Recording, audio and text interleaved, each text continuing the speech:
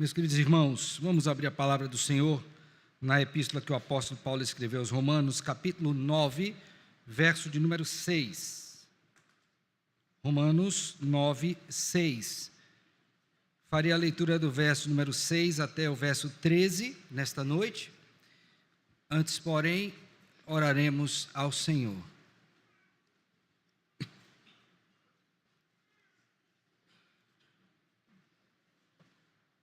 Epístola de Paulo aos Romanos, capítulo 9, verso de número 6. Abra a Bíblia, deixe aberta, vamos orar. Senhor Deus e Pai, neste momento do culto ao Senhor, queremos cultuá-lo também, ouvindo a Tua voz, com reverência, com alegria, com zelo, com esperança, com fé, com amor, com o coração cheio de gratidão por tamanha demonstração da Tua bondade para conosco, na medida em que não somente nos deixa a Tua palavra, mas também nos dá a graça de expô-la. Lava-nos, ó Deus, purifica-nos por Tua palavra, segundo a ação do Teu Santo Espírito, Deus Espírito Santo. Que o Senhor haja em nós e que tenhamos os nossos olhos desvendados, ó Deus, a fim de contemplarmos as maravilhas da Tua lei. Fala conosco, fala com poder, Senhor, e nos conforma à imagem do Teu Filho. Dá-me graça, ó Deus, para ler, explicar e aplicar fielmente a Tua palavra. Assim oramos em Cristo, Senhor e Salvador nosso, com gratidão e perdão dos nossos pecados. Amém. Amém. Diz assim a palavra do Senhor: e não pensemos que a palavra de Deus haja falhado, porque nem todos os de Israel são de fato israelitas, nem por serem descendentes de Abraão são todos seus filhos, mas em Isaque será chamada a tua descendência. Isto é, estes filhos de Deus não são propriamente os da carne, mas devem ser considerados como descendência os filhos da promessa. Porque a palavra da promessa é esta: por esse tempo virei e Sara terá um filho. E não ela somente, mas também Rebeca, ao conceber de um só, Isaque, nosso pai. E ainda não eram gêmeos nascidos, nem tinham praticado o bem ou o mal, para que o propósito de Deus quanto à eleição prevalecesse, não por obras, mas por aquele que chama.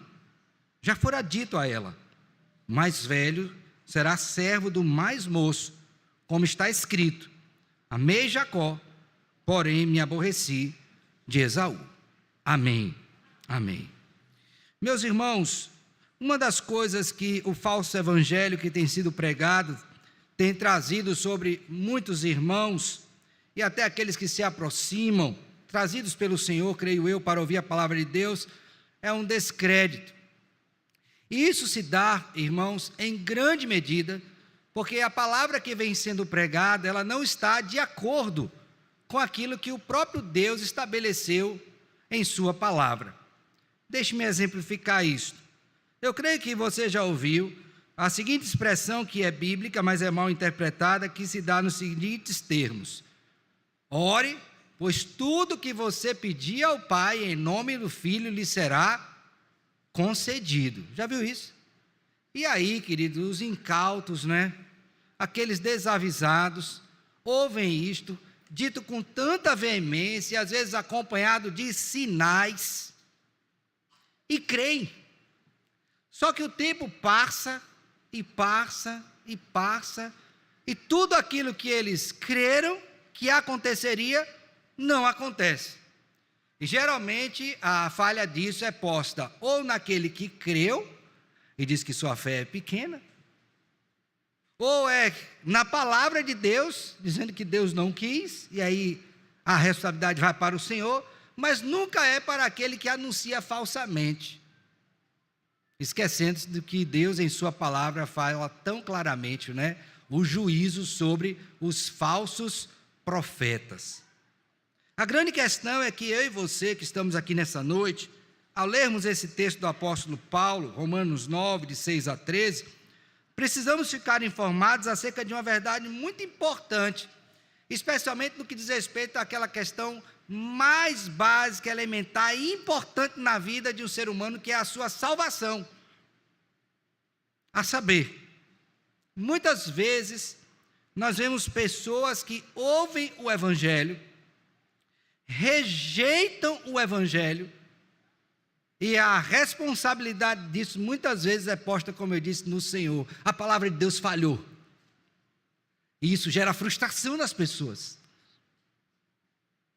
E muitas delas saem da igreja, porque confiadas em uma promessa de que toda a sua casa seria salva, e isso não acontece. Ela diz, não vou confiar nesta palavra. Ela falhou. Mas será que é isso que devemos crer? É isso que nós devemos fazer? Absolutamente não.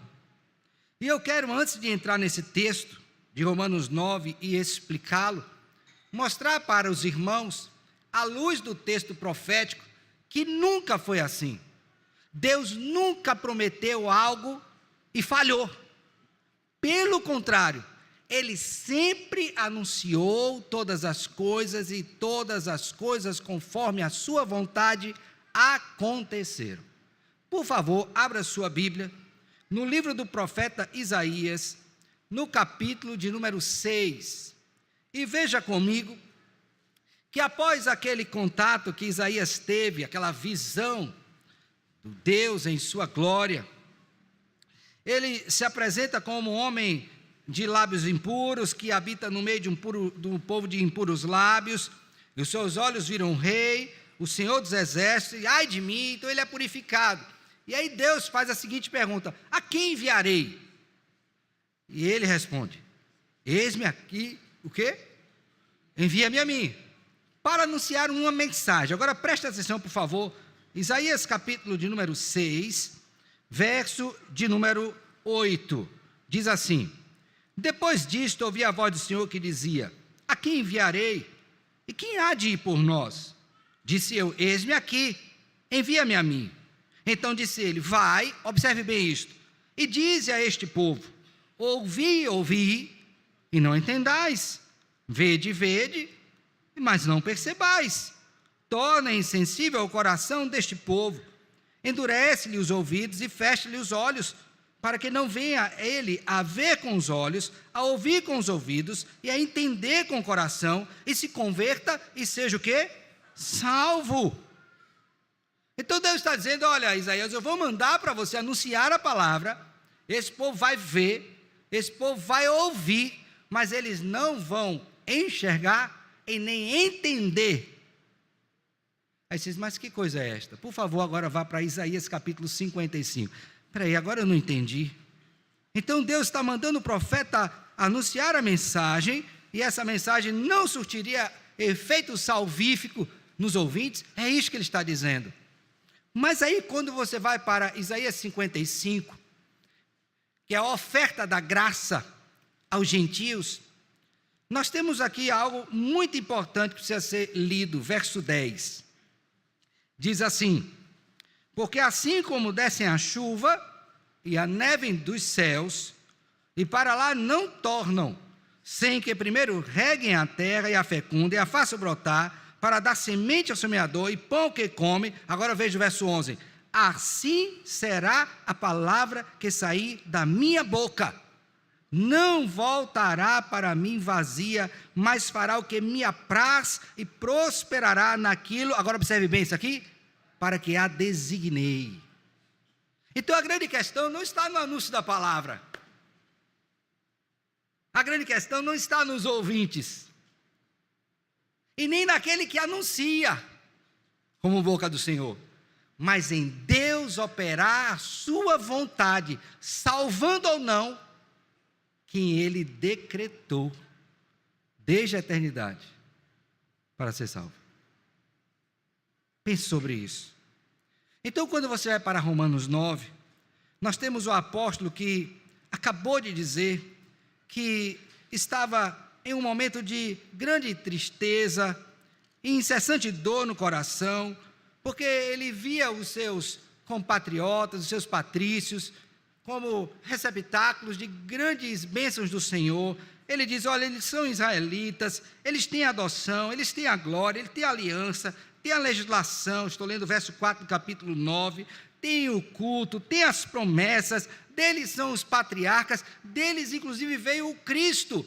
E por que esse povo tem tudo isso e não foi salvo? Só porque a primeira coisa que veio sobre a acusação, a mente do apóstolo, guiada pelo Espírito de Deus, vão dizer que a palavra de Deus o quê? Falhou. Vão dizer que a palavra de Deus falhou. Eu, quando estava preparando esse texto, fiquei pensando nas famílias aqui da igreja. E olhando que tem muitas famílias que estão aqui, mas perceba bem isso, ó. Está o esposo e a esposa, mas não estão os filhos. Tem família aqui assim? Tem. Está a família que tem a esposa e não tem um esposo. Tem aqui também? Tem família que tem o esposo, mas não tem a esposa. Tem aqui também. Tem família aqui que estão os filhos, mas não estão os pais. E na maioria dos casos, quando a gente conversa com esses irmãos, a gente diz, pastor, mas eu já falei do evangelho para eles. E aí você pode pensar, mas então não está dando certo. A palavra de Deus está falhando, não é tão poderosa assim como disseram. Então Paulo se antecipa a essa objeção e mostra nesse texto que a rejeição ao evangelho de Deus não é uma evidência de que a palavra de Deus tenha falhado quanto às suas promessas. Quando alguém rejeita o evangelho, isso não quer dizer que a palavra de Deus tenha sido o quê? Caída. Isso não quer dizer que ela falhou. Mas muitos pensam assim. E como é que esse texto nos conduz, irmãos, a perceber que não é assim? Primeiro, mostrando para nós que no caso dos judeus, e logicamente no nosso caso também hoje, a salvação nunca foi por questão étnica ou genealógica. Ninguém é salvo porque é filho de fulano de tal, ou porque é parte do povo tal. Como é que a gente vê isso? Por favor, volte seus olhos para o verso número 6. 6 a 9 está essa ideia. Diz assim, e não pensemos que a palavra de Deus haja falhado. Falhado aqui é caído mesmo, tá? Não funcionou para o fim que apraz ao Senhor. Já pensou? Um Deus cuja palavra não funciona, não é Deus. Paulo disse, não é assim. Você tem que entender que a palavra de Deus não falhou, não. Porque ela não pode falhar. A questão é que você está entendendo errado. A salvação não se dá por questão étnica ou genealógica. Verso 6. E não pensemos que a palavra de Deus haja falhado. Agora observe bem. Porque nem todos os de Israel são de fato o quê? Israelitas. Por favor, vá a Romanos capítulo 2, por favor. Romanos capítulo 2, verso 25. Qual é a ideia? Nem todos de Israel são de fato o quê? Israelitas. Ele diz assim, verso 25. Porque a circuncisão tem valor se praticares a lei. Se és, porém, transgressor da lei, a tua circuncisão já se tornou incircuncisão. Se, pois, a circuncisão observa os preceitos da lei, não será ela, porventura, considerada como circuncisão? E se aquele que é incircunciso por natureza cumpre a lei, certamente ele te julgará a ti, que não obstante a letra e a circuncisão, és transgressor da lei. Agora leiam juntos, por favor, versos 28 e 29. Porque não é judeu...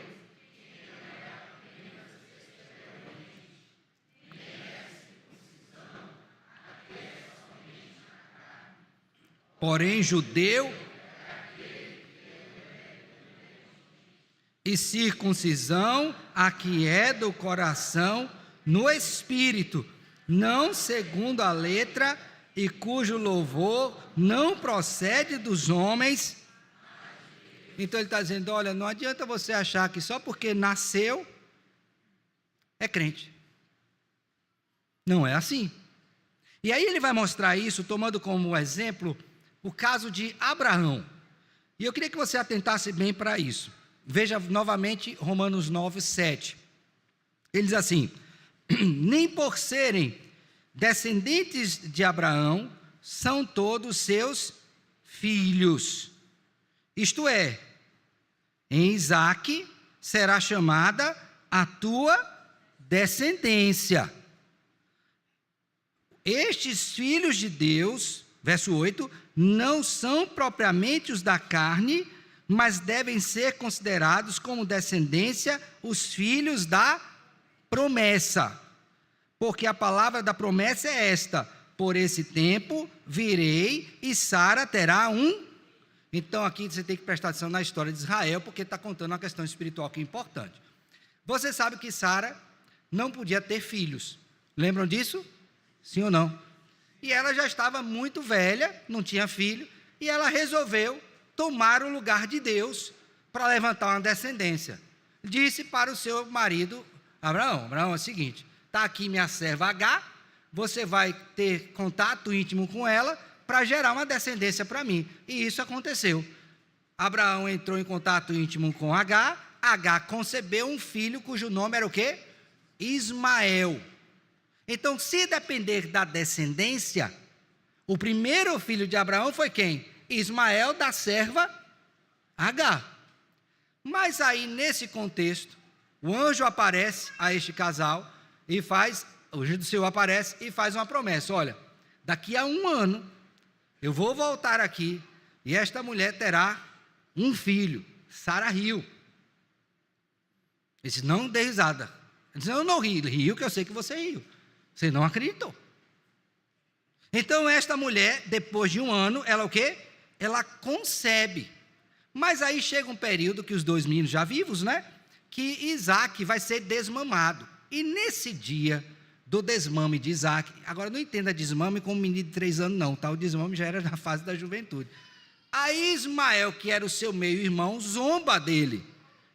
Quando a Sara percebe isso, ela disse, eu não quero mais esse menino aqui em casa. Não vai dar certo isso. Não vai dar certo. Pode despedir. Abraão ficou com o coração apertado. Porque Ismael também era o quê? Filho dele. Mas aí Deus relembra que a descendência não era a descendência natural, conforme o homem, conforme a provisão de Sara. Era a descendência segundo o quê? A promessa. E aí então ele despede a Agar com o seu filho Ismael, que depois se tornou uma grande nação. Deus o abençoou também, mas a linhagem do povo de Deus veio do filho daquela que para ter filho, humanamente falando, seria o quê? Impossível. O que essa lição traz para nós, irmãos? Que desde o início, o povo de Deus já sabia que a salvação não viria por geração natural, mas pelo quê? Pela promessa. Então, quando Paulo toma o apóstolo esse exemplo, ele está dizendo o seguinte, olha, saibam que nem todos que são de Israel são de fato israelitas, mas aqueles que são à semelhança de Isaque, filhos da promessa. Então vamos pensar aqui em alguns exemplos. Vocês lembram de Raabe? Raabe era israelita? Não. E ela foi salva? E ela se tornou uma israelita? Sim. Vocês lembram de Ruth? Ela era israelita? E ela foi salva. Inclusive, da linhagem destas mulheres veio quem? Então, ao longo da revelação da Escritura, Deus está mostrando para o seu povo, Israel, Israel, não é por geração natural que vocês serão considerados meu povo, mas são os filhos da promessa. Aí a pergunta é, a palavra de Deus falhou ou está sendo cumprida? Então o problema não está na palavra, está em quem está compreendendo a palavra, em quem está pregando a palavra errado. Então a promessa de Deus não falhou, portanto a palavra de Deus também não falhou. O que falhou foi este ser que interpreta com as lentes carnais e não o quê? Espirituais. Então o primeiro argumento do apóstolo Paulo é esse: a palavra de Deus não falhou porque a salvação nunca foi por uma questão étnica ou genealógica, mas os filhos de Deus são os filhos da o quê? Da promessa. Irmãos, aqui temos uma aplicação bem direta para nós. Olha, está ali o José. Eu não sei se eu estou errado ou certo, mas eu acho que estou, né? O diabo botou a mão no peito, lá veio a facada do pai. Mas assim, a gente ora, vocês sabem que a gente pede oração aqui. Eu sou pastor, graças a Deus crente, minha esposa é crente, nossa família, boa parte dela crente, alguns não. Oramos inclusive pelos nossos sobrinhos e por aqueles que ainda não foram alcançados, irmãos inclusive. Mas a nossa oração tem que ser que ele entenda que a salvação dele não é pelo fato de que os pais dele são crentes, até o pai dele pastor.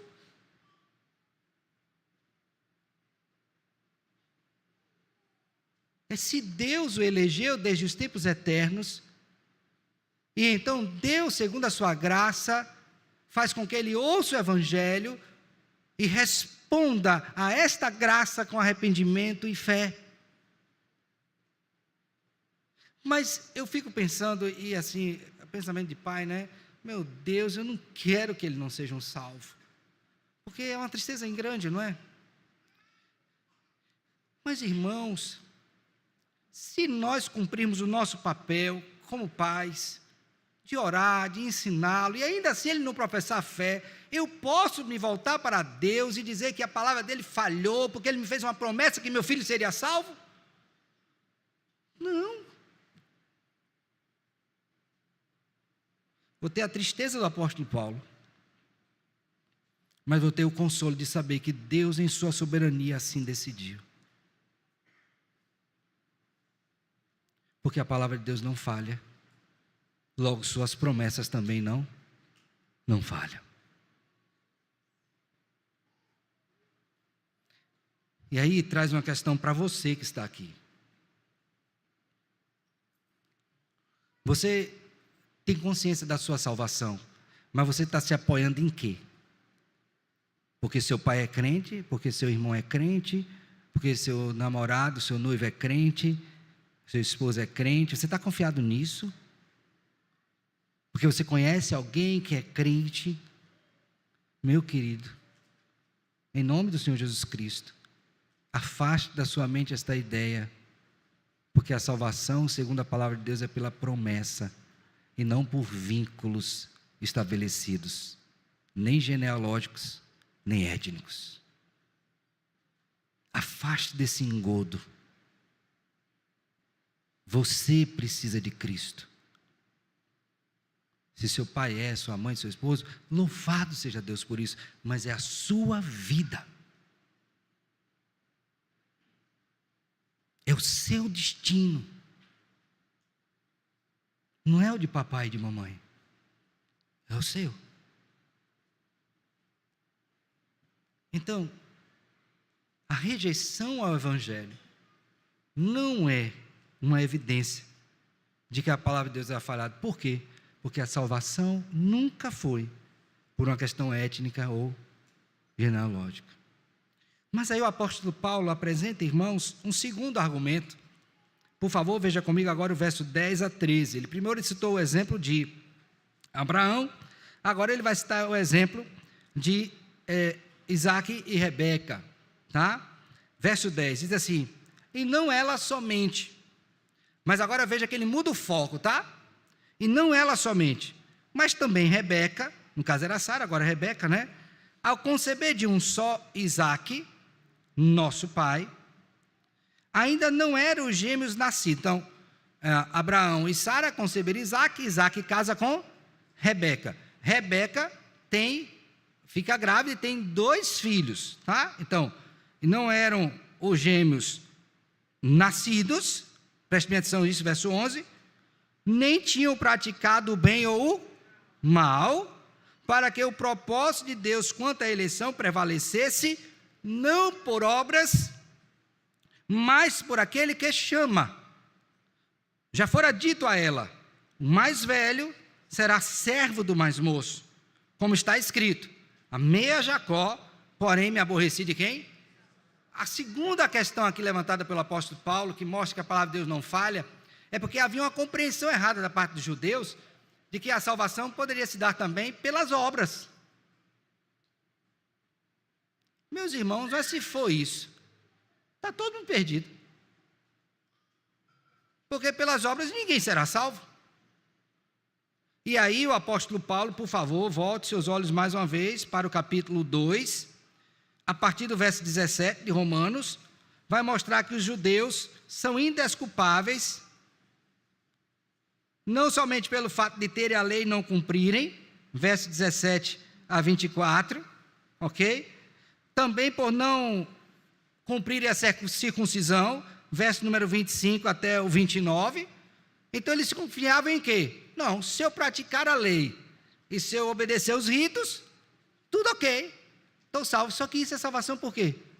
Por obras. E Paulo disse: não, o fato deles confiarem nas suas próprias obras e não serem salvos, não quer dizer que a palavra do Senhor falhou. A verdade é que a salvação, a semelhança de não ter sido por etnia, não é? Ou por descendência, também não é por obras humanas. Então a palavra de Deus não falhou, ela só está confirmando. E qual é o exemplo que ele dá disso? Dos dois irmãos. Eu quero que você preste atenção bem na forma como Paulo estruturou isso. Primeira coisa que ele diz sobre os irmãos é que eles não eram nem nascidos. Preste bem atenção nisso, verso 11, está vendo aí? E os gêmeos não eram o quê? Eram gêmeos, tá? Não eram nem o quê? Nascidos. A outra coisa que ele diz é que eles também não tinham praticado o bem ou o mal. A ideia de praticar aí é da palavra ergos, que é trabalho.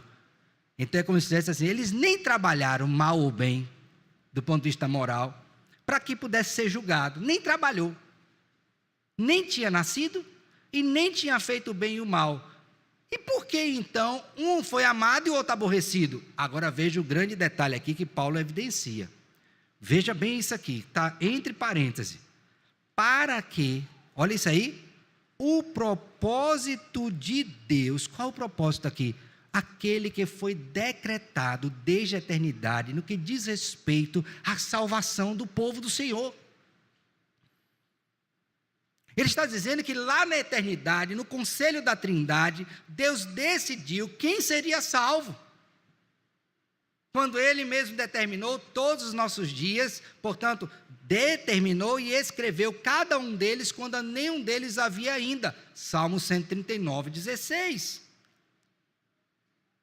Então Paulo está dizendo aqui, olha, isso aconteceu para que o propósito de Deus, agora observem, quanto ao quê? A eleição. O que é eleição, irmãos? Do ponto de vista teológico, é quando Deus escolheu quem Ele queria, não pela pessoa, não pelo que haveria de fazer futuramente, segundo a presciência, mas porque Ele quis, soberanamente. Deus decretou quem seria salvo. Olha, isso é uma pancada para um homem, para um ser humano. Por quê? Porque tira do homem qualquer tipo de pretensão no que diz respeito à sua própria salvação. Porque todos nós, quando nascemos, preste bem atenção, a gente nasce arminiano. Eu ouvi isso do pastor. A gente nasce arminiano, crendo o quê? Que eu vou me salvar. Só que Deus vai tendo misericórdia da nossa vida, e independente desta crença, Ele vai trabalhando e nos salva. Mas salvou não porque eu criei ou me arrependi, mas porque Ele em sua soberania decretou que eu seria salvo e me conduziu ao arrependimento e à fé, que é uma obra da livre graça de Deus. É isso que ele está dizendo. Esses gêmeos não eram nascidos, não tinham praticado o bem nem o mal, mas o propósito de Deus quanto à eleição, tinha que prevalecer. É interessante que Paulo está colocando esse contraste entre a palavra que teria falhado e o propósito de Deus que prevalece. Logo ele está reafirmando aqui que a palavra de Deus não falha. E aí ele diz, prevalecesse não por obras, mas por aquele que chama. Por favor, volte seus olhos para o capítulo 8 de Romanos, verso de número 29 e 30. Olha só a palavra chamar aí, tá? Esse chamar aqui, não é chamar assim, dar uma subiu não, tá? É o chamado eficaz pelo Evangelho. Ok? Quando o Evangelho é pregado, Deus está chamando o seu povo. Agora, aqui numa linguagem mais simples, as minhas ovelhas ouvem. Então, se você está aqui nessa noite e está ouvindo Deus falar, através do pastor, porque pregação é Vox Dei, é a voz de Deus, você é ovelha de Deus. As minhas ovelhas ouvem a minha voz, eu as conheço, as chamo pelo nome e elas ele chama.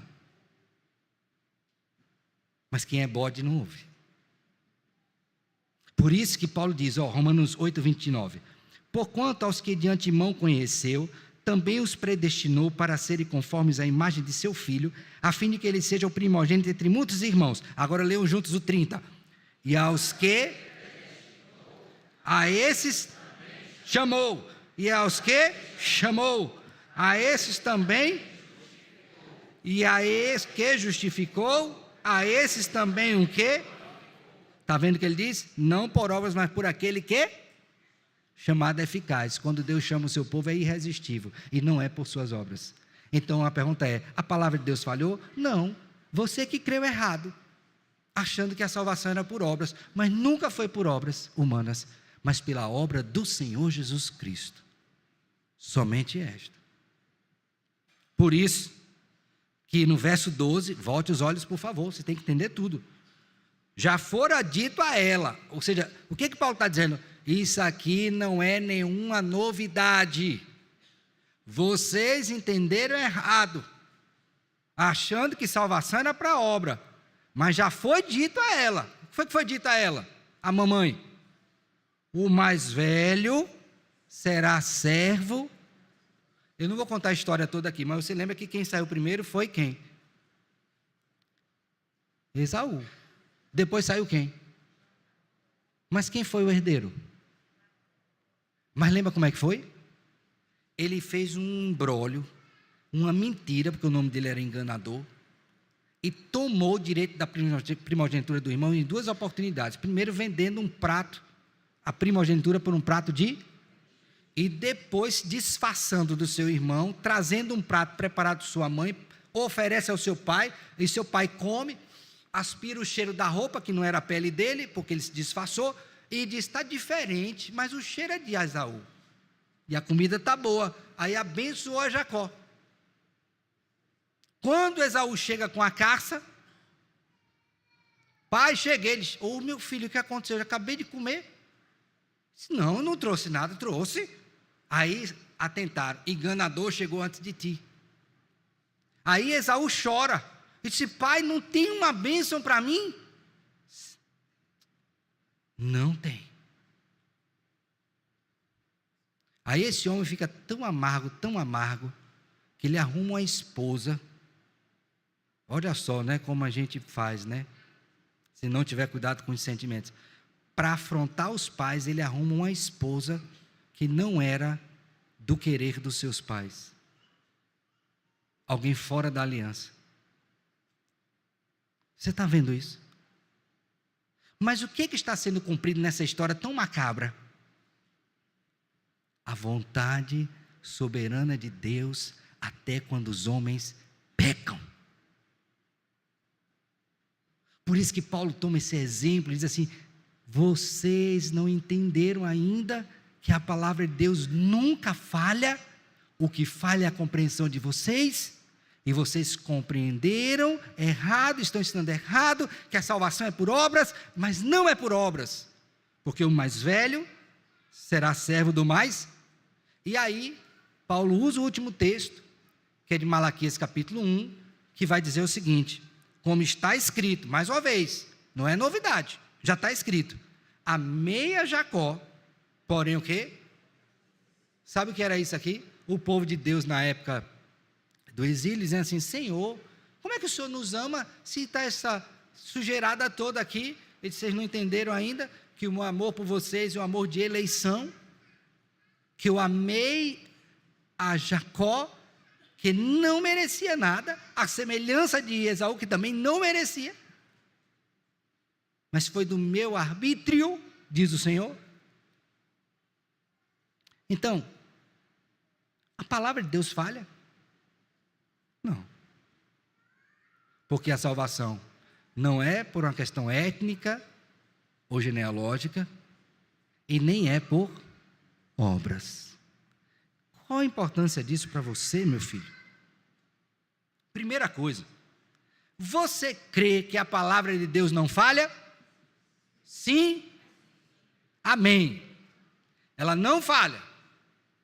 Mas me diga uma coisa, você conhece quais são as promessas de Deus que não falharão? Ou você está sendo a semelhança desse povo engodado com um monte de palavra que diz que é de Deus e nunca foi de Deus? E quando tais coisas não acontecem, você fica frustrado. Então, aqui na igreja, mais uma vez, falamos do nosso quintal. Pessoas enfermas, enfermidades graves. Mas vocês já viram aqui que por alguns oramos, na verdade oramos por todos, mas alguns foram curados. E outros estão com o Senhor. E agora como é que fica? Funcionou para um e não funcionou para o outro? Falhou? Não, porque Deus nunca prometeu que nesta terra não teríamos aflições.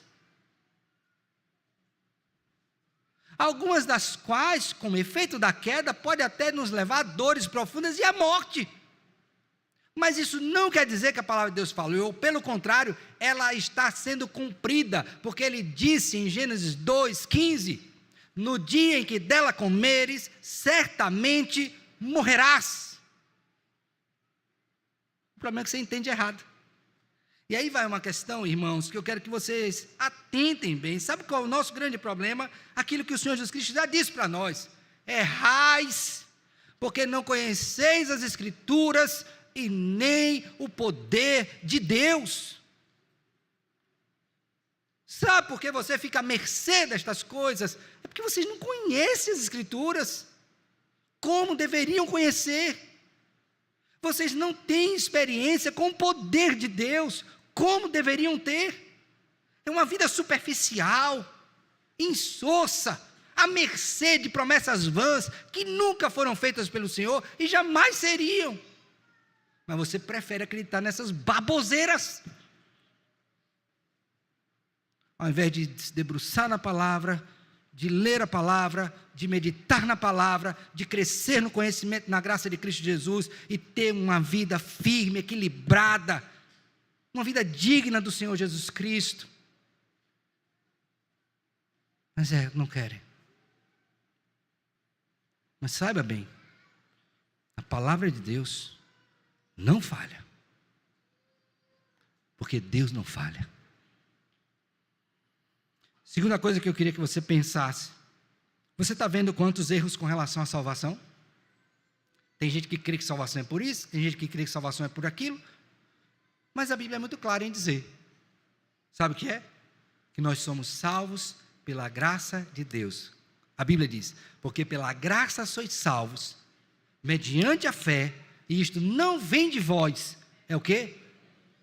Então, se você sair por essa porta hoje achando que você é salvo por suas obras, você não pode mais dizer que nunca ouviu a verdade. Entendeu? Você está ouvindo. Se você quer se enganar, agora é você e Deus. Mas você já sabe que não adianta você dar cesta básica, não adianta você comprar remédio, não adianta você ser bonzinho, boazinha, essas coisas todas você precisa ser em Cristo, como alguém salvo, mas não é isso que vai te salvar. Não é papai nem mamãe, não é seu dinheiro, não é sua intelectualidade, mas é a graça de Deus por meio de Jesus Cristo. E ao invés de se chatear com isso, bendiga a Deus, porque se a salvação da nossa vida ficasse nas nossas mãos, nós estaríamos para sempre condenados. E eu quero finalizar dizendo o seguinte: quando a gente ouve esse sermão e olha para esta mesa que está aqui à frente, nós entendemos que a palavra de Deus não falha. E nós vemos isso aqui por este teatro, essa encenação que está aqui, da morte do nosso Redentor. Corpo moído, pão, sangue derramado, vinho. Sabe por que a palavra de Deus não falha? Porque Jesus Cristo morreu por nós, para nos salvar. Então, todos aqueles que Ele, desde a eternidade, decretou que seriam salvos, serão salvos. Porque fiel é o que vos chama, o qual também o fará. Porque aquele que começou a boa obra em vós, há de completá-la até o dia de Cristo Jesus. Essas são promessas verdadeiras. E cada vez que a gente participa dessa ceia, a gente relembra dessas promessas gloriosas. E a gente se alegra em Deus. E a gente enche o nosso coração. E a gente tem força para prosseguir. Mesmo em um mundo mau. Mesmo com tantas lutas. Mas firmados em quê? Na convicção de que Deus cumprirá a sua palavra. Paulo disse: não pensemos que a palavra de Deus haja falhado. E ele estava certo, porque ela nunca falhou e jamais falhará. Que essa seja a sua convicção, meu filho, que você viva pautado nisso, que você cresça na graça, confiando sempre no Senhor e na sua palavra. Que Deus te abençoe. Amém. Pastor.